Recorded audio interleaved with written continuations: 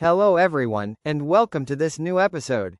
Today, we're diving into an iconic book that will profoundly change your perspective on effectiveness and success.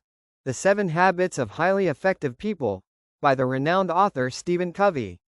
Have you ever felt like you're, working really hard, ticking off all the boxes, but something still feels off?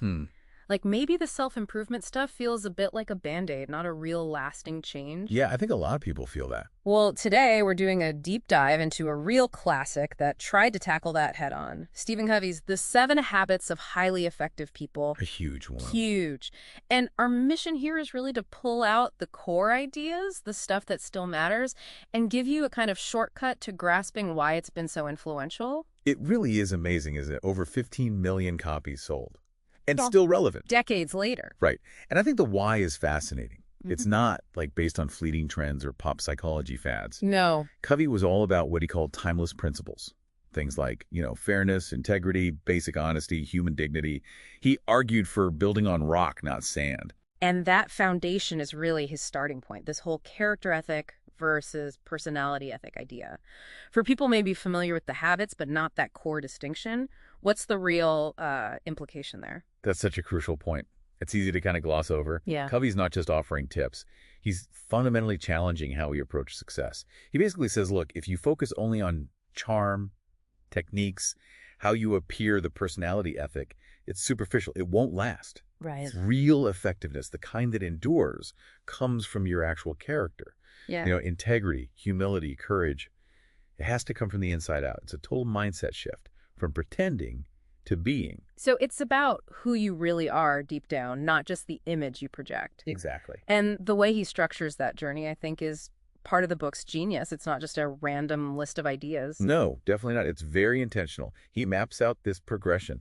You start with what he calls the private victory. That's habits 1, 2, and 3. All about self-mastery. Right. Getting your own house in order first. Yeah. Building that personal independence, that internal strength. Yeah. Because without that... your interactions with others won't be solid. Precisely. Without that foundation, the public victory habits 4, 5, and 6, which are about interdependence and collaboration, they just don't work as well. They become manipulation, maybe, instead of real synergy. Okay. And then habit 7, sharpen the saw, isn't just tacked on at the end. It's the renewal. It's what keeps the whole system running. It makes it sustainable. Makes sense. Now, look, a book this big, this influential, it's going to get criticized. Oh, absolutely. Some people find it, maybe repetitive, terrible padding, I've heard, or full of buzzwords. Buzzword bingo, yeah. Or they just dismiss it as common sense. And some find it has a kind of religious feel.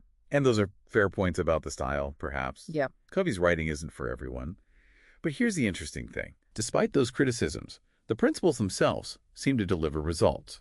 There are studies, reports from organizations showing really significant returns on investment, like around 173% from applying these ideas. Wow. So the power seems to be in the core concepts, the what, even if the how it's sometimes presented isn't perfect for every reader.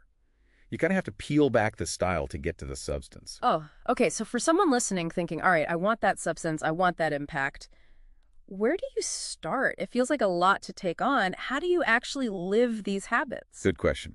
I think the key is, first, honest self-reflection.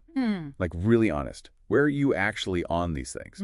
And then, crucially, don't try to boil the ocean. Don't tackle all 7 habits at once. Pick one. Maybe start with habit 1. Be proactive. Something foundational from the private victory. Focus in. Yeah, really focus. Try to internalize it. Live with it for weeks, maybe months. It takes real patience, real persistence. Habits, especially deep ones, they don't form overnight. It's definitely a marathon, not a sprint. Which ties into that final idea he presents, doesn't it? The upward spiral. It's not like you achieve the habits and you're done. Exactly. It's not a destination you just arrive at. It's an ongoing process. Constant refinement. Iterative. Yes, iterative. Every time you consciously engage with a habit, maybe in a new situation, you reflect, you learn, you deepen your understanding, you get better at applying it. So it's continuous growth. Continuous growth, continuous refinement. It's really a lifelong journey towards effectiveness. Mastery isn't about being perfect. It's about that consistent upward movement. So maybe the question for you listening is, what's one small challenge this week where you could consciously try applying just one of these principles?